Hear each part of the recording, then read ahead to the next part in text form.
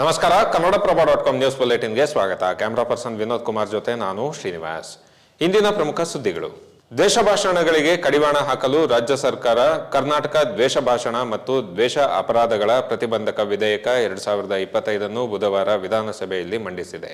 ಪ್ರಶ್ನೋತ್ತರ ಕಲಾಪದ ನಂತರ ಗೃಹ ಸಚಿವ ಡಾಕ್ಟರ್ ಜಿ ಪರಮೇಶ್ವರ ದ್ವೇಷ ಭಾಷಣ ಪ್ರತಿಬಂಧಕ ಮಸೂದೆ ಮಂಡಿಸಿದರು. ಇದಕ್ಕೆ ಬಿಜೆಪಿ ಸದಸ್ಯರು ತೀವ್ರ ವಿರೋಧ ವ್ಯಕ್ತಪಡಿಸಿದರು. ದ್ವೇಷ ಭಾಷಣ ಪ್ರಸರಣೆ, ಪ್ರಕಟಣೆ, ಪ್ರಚಾರ ತಡೆಯುವ ವಿಧೇಯಕ ಇದಾಗಿದ್ದು, ಯಾವುದೇ ಪೂರ್ವಗ್ರಹ ಪೀಡಿತ ಹಿತಾಸಕ್ತಿಯನ್ನು ಈಡೇರಿಸಲು ಜೀವಂತ ಅಥವಾ ಸತ್ತ ವ್ಯಕ್ತಿ ಅಥವಾ ವ್ಯಕ್ತಿಗಳ ಗುಂಪಿನ ವಿರುದ್ಧ ದ್ವೇಷ ಅಥವಾ ದ್ವೇಷದ ಭಾವನೆಗಳನ್ನು ಉಂಟುಮಾಡುವ ಉದ್ದೇಶದಿಂದ ಮಾಡಿದ ಭಾಷಣ, ಪ್ರಕಟಿಸಿದ ಅಥವಾ ಪ್ರಸಾರ ಮಾಡಿದ ಯಾವುದೇ ಅಭಿವ್ಯಕ್ತಿಯನ್ನು ದ್ವೇಷ ಭಾಷಣ ಎಂದು ವರ್ಗೀಕರಿಸಲಾಗಿದೆ.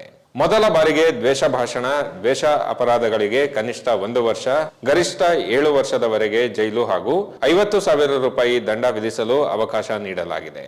ಈ ಮಸೂದೆಯು 1 ಲಕ್ಷವರೆಗಿನ ದಂಡ ಮತ್ತು ಗರಿಷ್ಠ 10 ವರ್ಷದವರೆಗಿನ ಜೈಲು ಶಿಕ್ಷೆಗೆ ಅವಕಾಶ ನೀಡುತ್ತದೆ.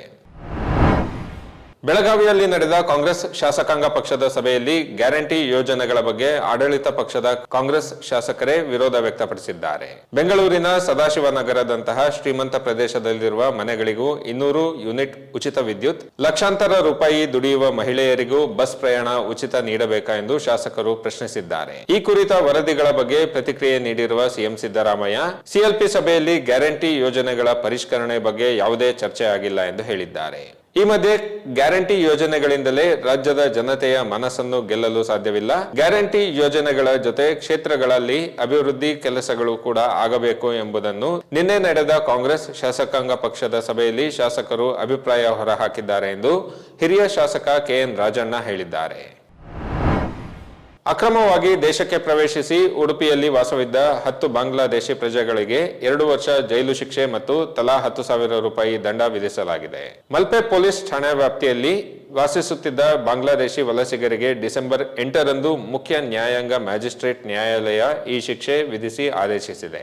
2024ರ ಅಕ್ಟೋಬರ್ 11ರಂದು ಸಂಜೆ ಮಲ್ಪೆಯ ವಡಬಾಂಡೇಶ್ವರ ಬಸ್ ನಿಲ್ದಾಣದ ಬಳಿ 7 ಜನರು ತಮ್ಮ ವಸ್ತುಗಳೊಂದಿಗೆ ಅನುಮಾನಾಸ್ಪದವಾಗಿ ಓಡಾಡುತ್ತಿರುವುದನ್ನು ಮಲ್ಪೆ ಪೊಲೀಸರು ಗಮನಿಸಿದ್ದರು. ಅವರೆಲ್ಲರೂ ನಕಲಿ ಆಧಾರ್ ಕಾರ್ಡ್ ದಾಖಲೆಗಳನ್ನು ಪಡೆದುಕೊಂಡಿದ್ದರು. 11 ಜನರನ್ನು ಬಲಿ ಪಡೆದ ಜೂನ್ 4ರ ಕಾಲ್ತುಳಿತ ಘಟನೆಯ ನಂತರ ಬೆಂಗಳೂರಿನ ಚಿನ್ನಸ್ವಾಮಿ ಕ್ರೀಡಾಂಗಣದಲ್ಲಿ ಕ್ರಿಕೆಟ್ ಪಂದ್ಯಗಳ ಆಯೋಜನೆ ಬಗ್ಗೆ ಕ್ರಿಕೆಟ್ ಅಭಿಮಾನಿಗಳಲ್ಲಿ ಗೊಂದಲ ಮೂಡಿತ್ತು. ಈ ಬಗ್ಗೆ ಡಿಸಿಎಂ ಡಿಕೆ ಶಿವಕುಮಾರ್ ಸ್ಪಷ್ಟನೆ ನೀಡಿದ್ದು, ಬೆಂಗಳೂರಿನಲ್ಲಿ ಕ್ರಿಕೆಟ್ ಪಂದ್ಯಗಳನ್ನು ನಿಲ್ಲಿಸುವ ಉದ್ದೇಶ ಸರ್ಕಾರಕ್ಕಿಲ್ಲ ಎಂದು ಸ್ಪಷ್ಟಪಡಿಸಿದ್ದಾರೆ.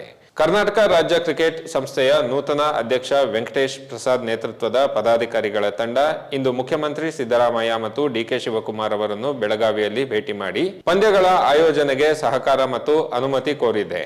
ನಂತರ ಸುದ್ದಿಗಾರರೊಂದಿಗೆ ಮಾತನಾಡಿದ ಡಿಕೆ ಶಿವಕುಮಾರ್, ಈ ಕುರಿತು ಸಚಿವ ಸಂಪುಟ ಸಭೆಯಲ್ಲಿ ಚರ್ಚಿಸಿ ನಿರ್ಧಾರ ಕೈಗೊಳ್ಳುತ್ತೇವೆ ಎಂದು ಹೇಳಿದ್ದಾರೆ.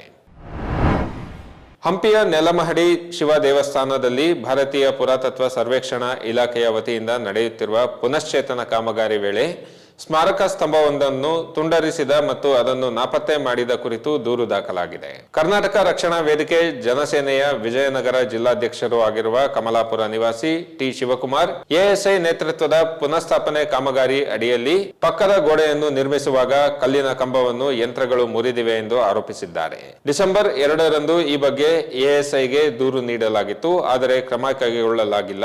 ಬಳಿಕ ಅದನ್ನು ನಾಪತ್ತೆ ಮಾಡಲಾಗಿದೆ ಎಂದು ಆರೋಪಿಸಿದ್ದಾರೆ. ಇವು ಇಂದಿನ ಪ್ರಮುಖ ಸುದ್ದಿಗಳು. ವಿವರವಾದ ಸುದ್ದಿಗಳಿಗಾಗಿ ಕನ್ನಡಪ್ರಭ.com ನೋಡಿ. ನಮಸ್ಕಾರ.